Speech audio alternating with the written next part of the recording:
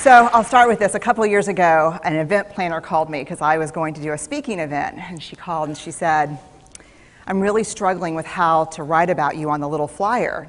And I thought, well, what's the struggle? And she said, well, I saw you speak, and I'm going to call you a researcher, I think, but I'm afraid if I call you a researcher, no one will come because they'll think you're boring and irrelevant. And I was like, okay. And she said, but the thing I liked about your talk is, you're a storyteller, so I think what I'll do is just call you a storyteller. And of course, the academic, insecure part of me was like, you're going to call me a what? And she said, I'm going to call you a storyteller. And I was like, oh, why not Magic Pixie? I was like, let me think about this for a second. And so I tried to call deep on my courage, and I thought, I am a storyteller. I'm a qualitative researcher. I collect stories. That's what I do. And maybe stories are just data with a soul, and maybe I'm just a storyteller. So I said, you know what? Why don't you just say I'm a researcher storyteller? And she went, there's no such thing. So I'm a researcher storyteller. And I'm going to talk to you today. We're talking about expanding perception. And so I want to talk to you and tell some stories about a piece of my research that fundamentally expanded my perception and really actually changed the way that I live and love and work and parent. And this is where my story starts. When I was a young researcher, doctoral student, my first year I had a research professor who said to us, here's the thing, if you cannot measure it, it does not exist.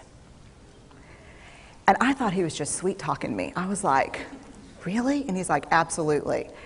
So you have to understand that I have a bachelor's in social work, a master's in social work, and I was getting my PhD in social work. So my entire academic career was surrounded by people who kind of believed in the life's messy, love it, and I'm more the life's messy, clean it up, organize it, and put it into a bento box. And so to think that I had found my way, to found a career that takes me, really one of the big sayings in social work is lean into the discomfort of the work. And I'm like, knock discomfort upside the head and move it over and get all A's. That was my mantra. So I was very excited about this. And so I thought, you know what? This is the career for me because I am interested in some messy topics, but I want to be able to make them not messy. I want to understand them. I want to hack into these things that I know are important and lay the code out for everyone to see. So where I started was with connection, because by the time you're a social worker for 10 years, what you realize is that connection is why we're here. It's what gives purpose and meaning to our lives. This is what it's all about. It doesn't matter whether you talk to people who work in social justice and mental health and abuse and neglect. What we know is that connection, the ability to feel connected, is neurobiologically, that's how we're wired, it's why we're here. So I thought, you know what, I'm going to start with connection. Well, that situation where you get an evaluation from your boss and she tells you 37 things that you do really awesome and one thing that you can't, an opportunity for growth. And all you can think about is that opportunity for growth, right? Well, apparently this is the way my work went as well, because when you ask people about love, they tell you about heartbreak. When you ask people about belonging, they'll tell you their most excruciating experiences of being excluded. And when you ask people about connection, the stories they told me were about disconnection. So very quickly, really about 6 weeks into this research, I ran into this unnamed thing that absolutely unraveled connection in a way that I didn't understand or had never seen. And so I pulled back out of the research and thought, I need to figure out what this is. And it turned out to be shame. And shame is really easily understood as the fear of disconnection. Is there something about me that if other people know it or see it, that I won't be worthy of connection? The things I can tell you about it, it's universal. We all have it. The only people who don't experience shame have no capacity for human empathy or connection. No one wants to talk about it, and the less you talk about it, the more you have it.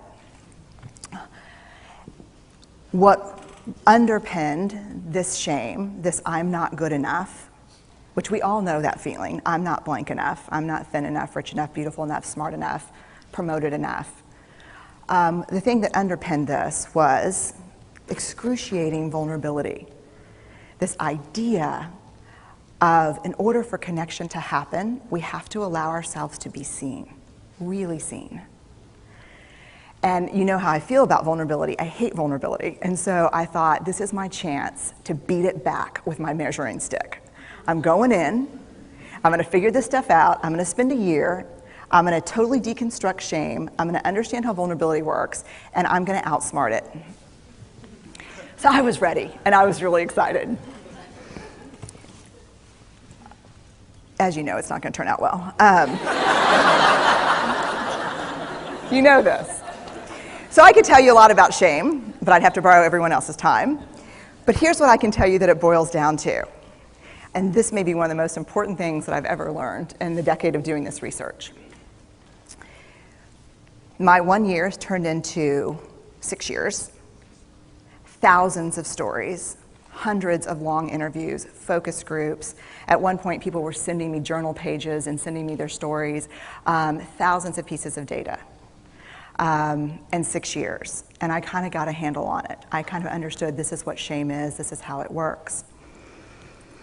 I wrote a book, I published a theory, but something was not okay. And what it was is that if I roughly took the people I interviewed and divided them into people who really have a sense of worthiness, that's what this comes down to, a sense of worthiness.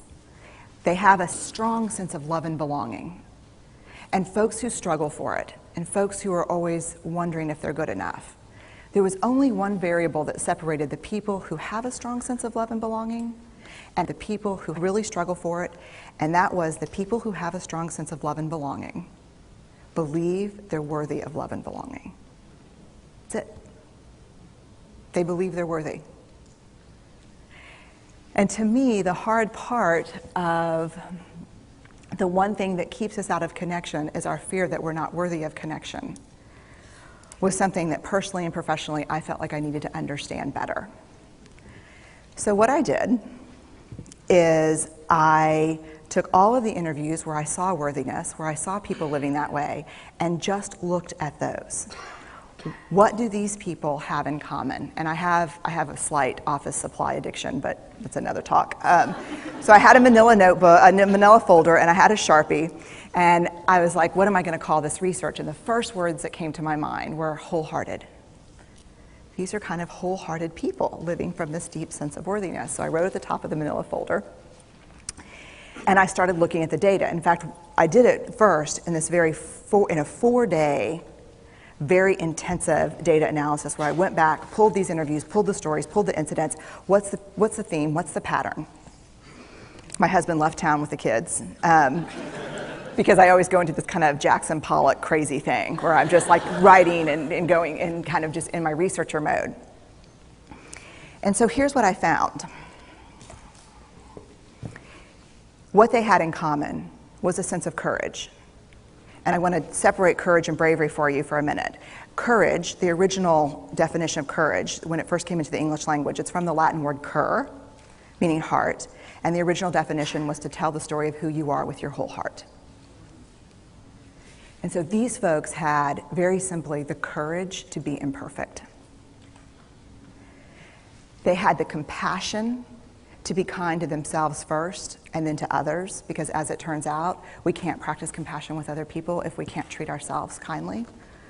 And the last was they had connection, and this was the hard part, as a result of authenticity. They were willing to let go of who they thought they should be in order to be who they were, which is, you have to absolutely do that for connection. The other thing that they had in common was this. They fully embraced vulnerability.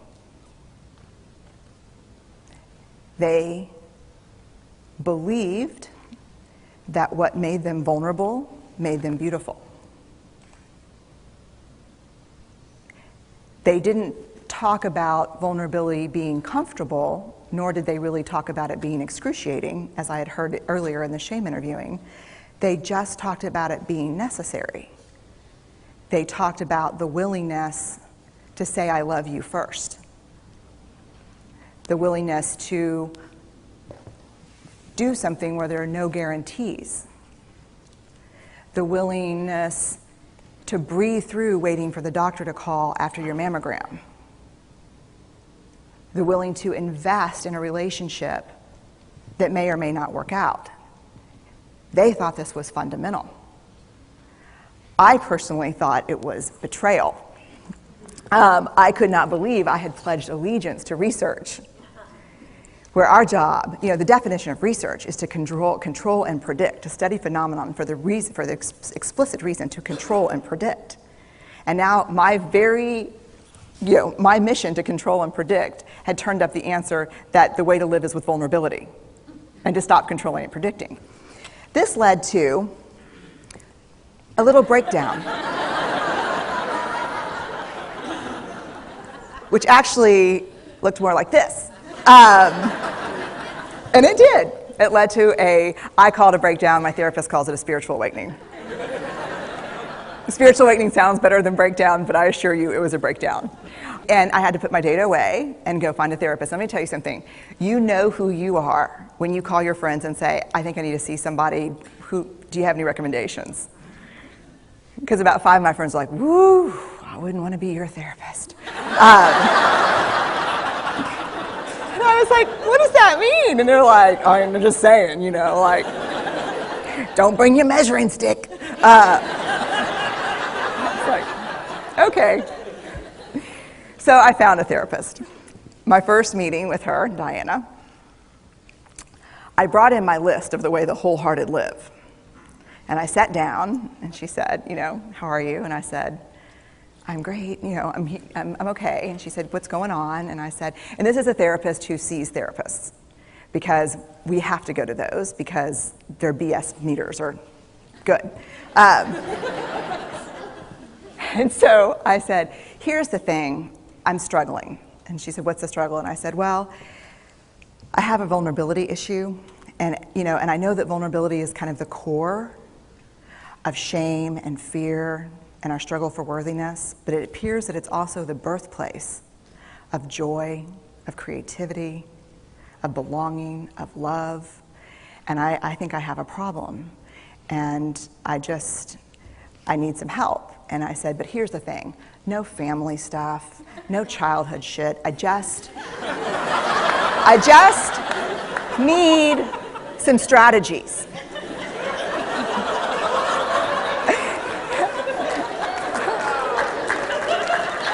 Thank you. So she goes like this. And then I said, it's bad, right? And she said, it's neither good nor bad. It just is what it is.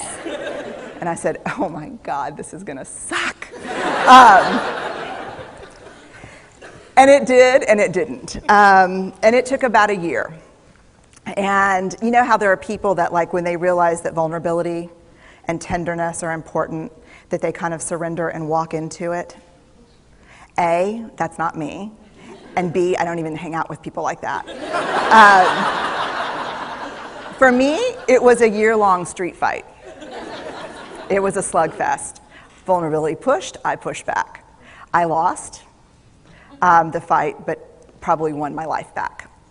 And so then I went back into the research and spent the next couple of years really trying to understand what the wholehearted, what the choices they were making, and what are we doing with vulnerability?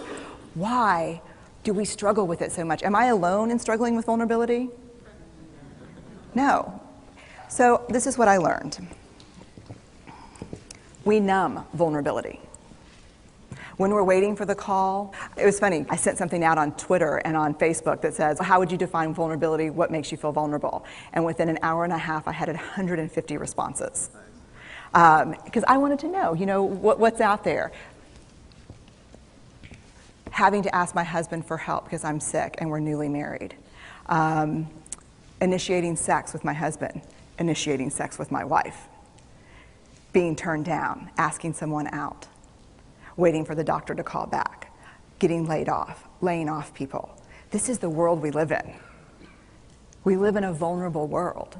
And one of the ways we deal with it is we numb vulnerability. And I think there's evidence, and it's not the only reason this evidence exists, but I think that it's a huge cause. We are the most in debt, obese, addicted, and medicated adult cohort in US history. The problem is, and I learned this from the research, that you cannot selectively numb emotion. You can't say, here's the bad stuff. Here's vulnerability, here's grief, here's shame, here's fear, here's disappointment. I don't want to feel these. I'm going to have a couple of beers and a banana nut muffin. I don't want to feel these. And I know that's knowing laughter. I hack into your lives for a living. I know that's, God. You can't numb those hard feelings without numbing the other affects or emotions. You cannot selectively numb. So when we numb those, we numb joy. We numb gratitude. We numb happiness. And then we are miserable and we are looking for purpose and meaning. And then we feel vulnerable. So then we have a couple of beers and a banana nut muffin. And it becomes this dangerous cycle. One of the things that I think that we need to think about is why and how we numb. And it doesn't just have to be addiction. The other thing we do is we make everything that's uncertain, certain. Religion has gone from a belief in faith and mystery to certainty. I'm right, you're wrong, shut up. That's it. Just certain. The more afraid we are, the more vulnerable we are, the more afraid we are. This is what politics looks like today. There's no discourse anymore. There's no conversation. There's just blame. You know how blame is described in the research? A way to discharge pain and discomfort. We perfect. If there's anyone who wants their life to look like this, it would be me. But it doesn't work, because what we do is we take fat from our butts and put it in our cheeks. Which just, I hope in 100 years people will look back and go, wow. You know? And we perfect, most dangerously, our children. Let me tell you what we think about children. They're hardwired for struggle when they get here. When you hold those perfect little babies in your hand, our job is not to say, look at her, she's perfect. My job is just to keep her perfect, make sure she makes the tennis team by 5th grade and Yale by 7th grade. That's not our job. Our job is to look and say, you know what? You're imperfect and you're wired for struggle, but you are worthy of love and belonging. That's our job. Show me a generation of kids raised like that and we'll end the problems I think that we see today. We pretend that what we do doesn't have an effect on people. We do that in our personal lives. We do that corporate, whether it's a bailout, an oil spill, a recall. We pretend like what we're doing doesn't have a huge impact on other people. I would say to companies, this is not our first rodeo, people. We just need you to be authentic and real and say, we're sorry, we'll fix it. But there's another way, and I'll leave you with this. This is what I have found. To let ourselves be seen, deeply seen, vulnerably seen. To love with our whole hearts, even though there's no guarantee. And that's really hard, and I can tell you as a parent, that's excruciatingly difficult. To practice gratitude and joy in those moments of kind of terror when we're wondering, can I love you this much? Can I believe in this passionately? Can I be this fierce about this? Just to be able to stop and instead of catastrophizing what might happen, to say, I'm just so grateful. Because to feel this vulnerable means I'm alive. And the last, which I think is probably the most important, is to believe that we're enough. Because when we work from a place, I believe, that says, I'm enough, then we stop screaming and start listening. we're kinder and gentler to the people around us, and we're kinder and gentler to ourselves. That's all I have.